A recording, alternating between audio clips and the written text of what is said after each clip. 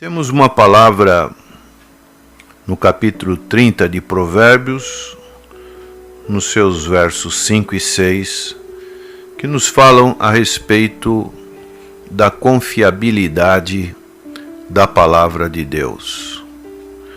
Palavra de Deus é importante ou não para a sua vida? Ela tem feito a diferença ou não? Você reconhece a palavra das Sagradas Escrituras como palavra de Deus? Deus fez o mundo através da sua palavra. E o Evangelho de João nos fala a respeito do Senhor Jesus Cristo como o Verbo encarnado. Palavra no original grego, logos, que significa a palavra.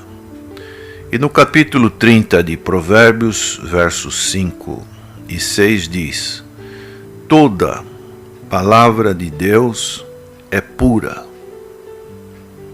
escudo é para os que confiam nele.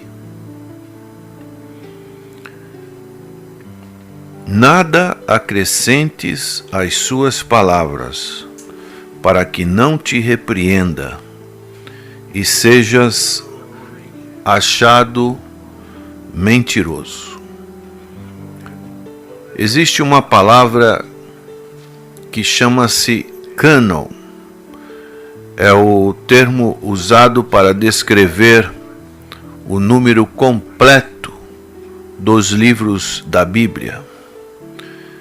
E o cânon fixo na Bíblia tem 66 livros. E essa palavra cânon, ela tem o significado, de termos antigos, bastão de medir,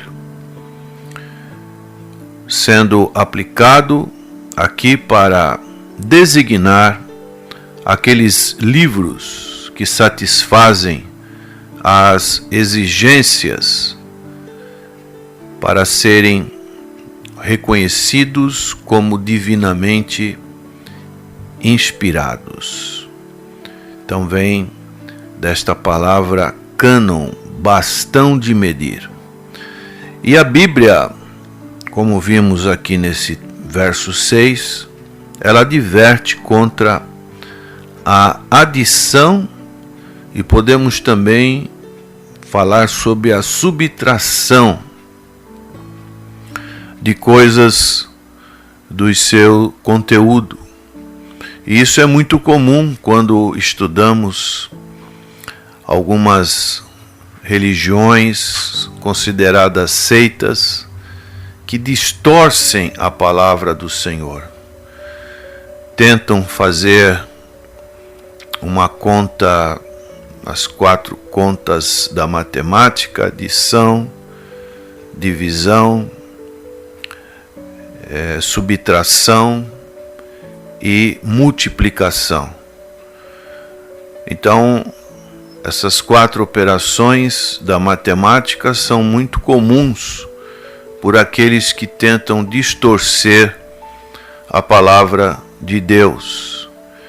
E isso é muito perigoso, porque em Apocalipse capítulo 22, verso 18, a Bíblia, ela conclui afirmando, dizendo em Apocalipse 22, 18 e 19: porque eu testifico a todo aquele que ouvir as palavras da profecia deste livro, que se alguém lhes acrescentar alguma coisa, Deus fará vir sobre ele as pragas que estão escritas neste livro.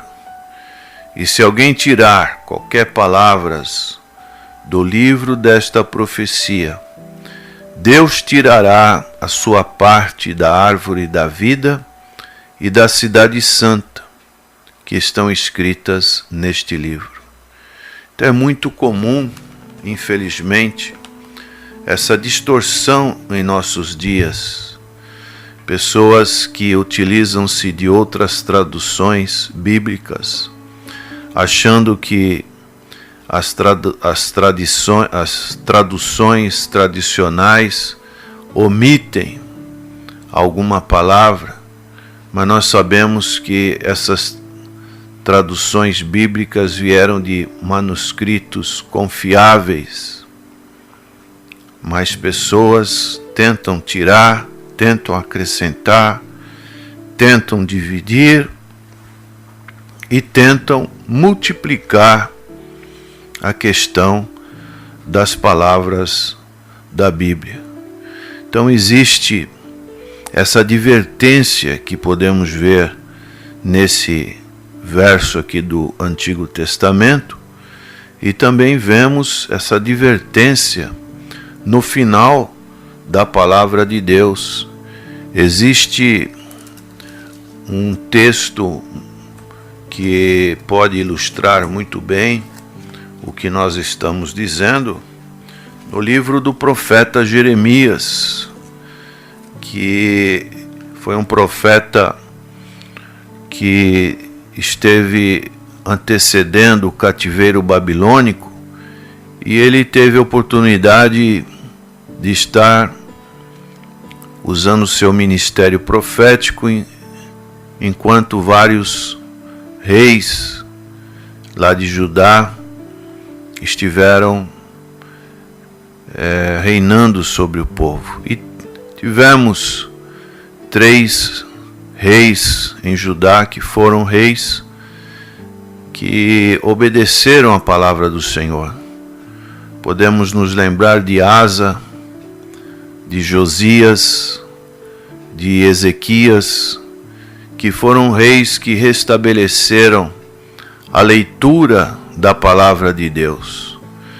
Mas em Jeremias capítulo 36, nós encontramos a narrativa de que um rei chamado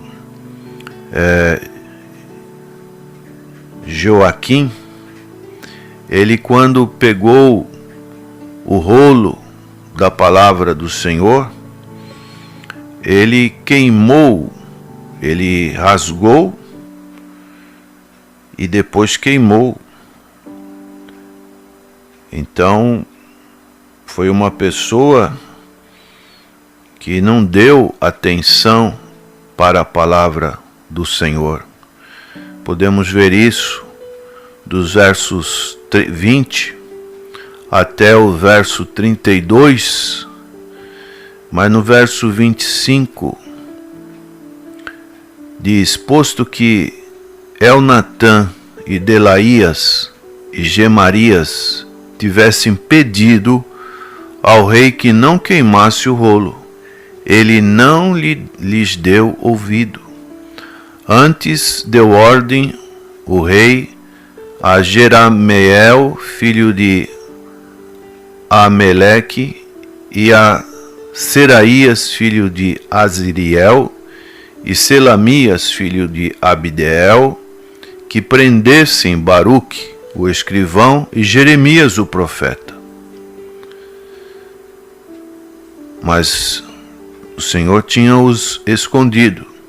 Então veio a Jeremias a palavra do Senhor, depois que o rei queimara o rolo com as palavras que Baruque escrevera da boca de Jeremias, dizendo: toma ainda outro rolo e escreve nele todas as palavras que estavam no primeiro volume, o qual Joaquim, rei de Judá, queimou. Então aqui nós vemos que esse rei fez essa crueldade contra a palavra do Senhor. E no verso 30 diz: Portanto, assim diz o Senhor acerca de Joaquim, rei de Judá: não terá quem se assente sobre o trono de Davi, e será lançado o seu cadáver ao calor do dia e à geada de noite. E visitarei sobre ele e sobre a sua semente, e sobre os seus servos a sua iniquidade trarei sobre ele, e sobre os moradores de Jerusalém, e sobre os homens de Judá, todo aquele mal que lhes tenha falado sem que me ouvisse. Então nós vemos que realmente se cumpriu o que podemos ler aqui, tanto em Provérbios capítulo 30, como também em Apocalipse capítulo 22. E dessa maneira podemos ver que a Bíblia ela é completa, completamente digna de confiança. Ela é suficiente para responder completamente a qualquer coisa que precisamos saber sobre a nossa salvação eterna. Podemos ver o nosso estado pecaminoso, como a Bíblia nos coloca, que não é através de obras, de méritos, de nossa justiça própria, mas é através da obra que Jesus realizou lá na cruz do Calvário. Ele que é Deus, esvaziou-se da sua glória, tomou, não da sua divindade, mas tomou a forma humana, se fez homem. E ali ele foi o nosso substituto, o nosso representante. Como diz Paulo em 2 Coríntios 5:21, aquele que não conheceu pecado, se fez pecado por nós, para que através dele fôssemos feitos justiça de Deus. Então a Bíblia é completa, não precisamos fazer mais nada. Se fazemos obras, é porque sentimos esta graça tão maravilhosa dentro do nosso coração, e as obras são consequências da nossa fé, porque como diz Tiago, capítulo 2, verso 26, que a fé sem obras é morta. Mas as obras não são para nos justificar diante de Deus. São consequências da graça que Deus tem operado em nossas vidas. Então a Bíblia ela é suficiente para responder completamente a essas questões da nossa salvação e também sobre a sabedoria prática, que é tão importante na vida cristã, o conhecimento da nossa posição agora como filhos de Deus, não somente como criaturas de Deus, mas também pela nossa filiação através de Cristo na família de Deus e do nosso privilégio, das nossas riquezas espirituais e também da nossa plenitude que podemos ter na pessoa de Jesus Cristo, através da obra do Espírito Santo e também do nosso esmero com relação à santificação, a oração, a consagração, a separação deste mundo. Então, essa sabedoria prática que nós recebemos vem de nossos relacionamentos com Deus no sentido vertical, relacionamentos também com as pessoas no sentido horizontal, na nossa questão dos nossos valores morais, do nosso caráter e da nossa conduta como cristãos. Mais um texto que nos fala a respeito dessa importância da Bíblia É o que o salmista disse no Salmos 19, verso 7. A lei do Senhor é perfeita e refrigera a alma. O testemunho do Senhor é fiel e dá sabedoria aos simples. Olha que palavra maravilhosa. É uma referência também que o salmista faz sobre a confiabilidade absoluta, não relativa, como muitos querem apenas tirar conceitos relativos. Mas a Bíblia não tem esse meio termo. Ou somos cristãos verdadeiros, ou figurações, não temos uma identidade real, estamos simplesmente numa superficialidade da vida cristã. E a palavra de Deus é bem clara, como podemos ver Jesus falando para as igrejas da Ásia, em Apocalipse capítulo 3, porque és frio e não és quente, és morno, vomitar-te-ei da minha boca. Antes deveria ser frio ou quente. Não existe o que muitos hoje pensam de meio crente, meio salvo. Ou você está salvo, ou não está salvo. Ou você é de Cristo, ou você não é de Cristo. Não existe a mornidão espiritual. Então, essa confiabilidade é absoluta, completa e total que nós devemos ter nas Sagradas Escrituras, as quais constituem todo este cânon sagrado, essa vara de medir, na qual a figura principal que nós devemos nos espelhar, uma espécie de régua, de metro ou de sonda, que é a pessoa bendita de nosso Senhor e Salvador Jesus Cristo. E geralmente, para essa confiabilidade da palavra, se usa dois termos para descrever essa palavra de Deus. O primeiro termo é inerrante e o segundo termo é infalibilidade. Inerrante significa perfeita, como diz aqui o salmista. A lei do Senhor é perfeita. Significa que nos originais de cada manuscrito produzido pelo respectivo autor de cada livro da Bíblia, não existe nenhum erro, nem qualquer vestígio de erro. Por quê? Porque existiu a proteção do Espírito Santo na inspiração da palavra do Senhor, nas cópias das gerações passadas que chegaram até as nossas mãos, são essencialmente as mesmas.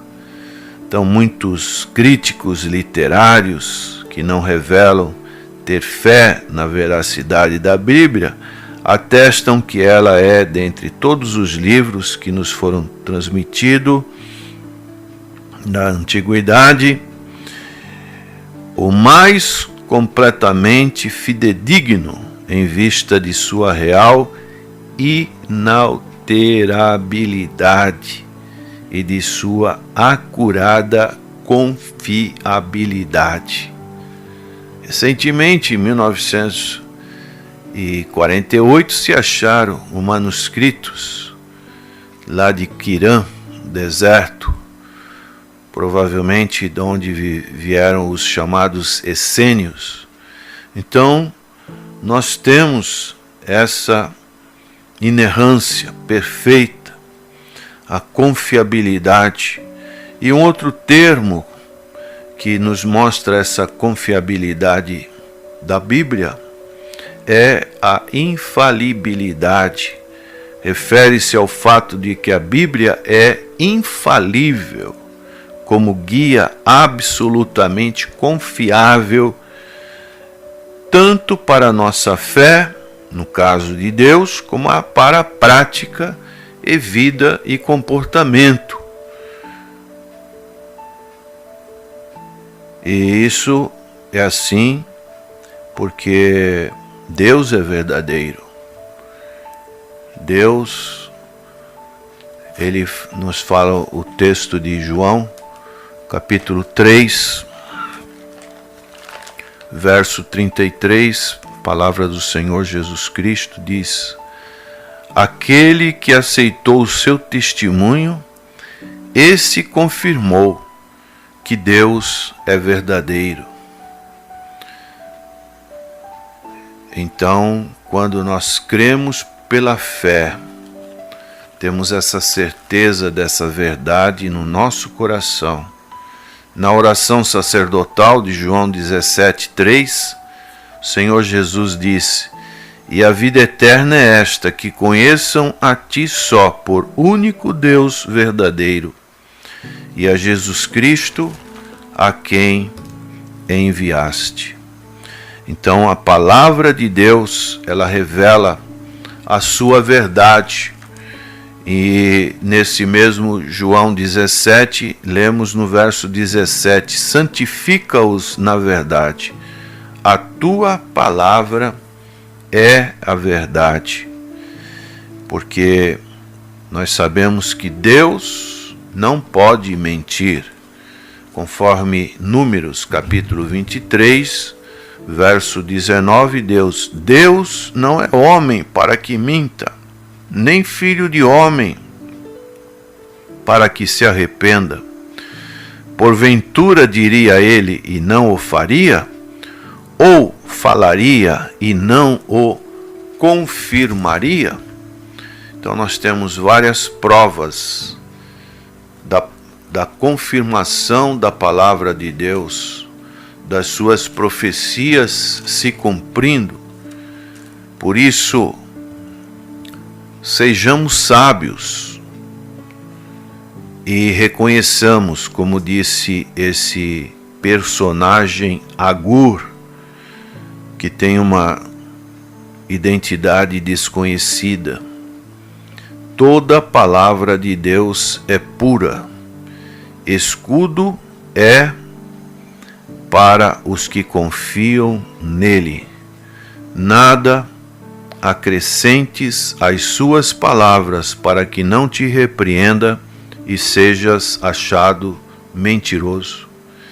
E em Lucas capítulo 16, verso 17 diz: céus e terra passariam, mas as minhas palavras não hão de passar. Confie na palavra do Senhor. Amém.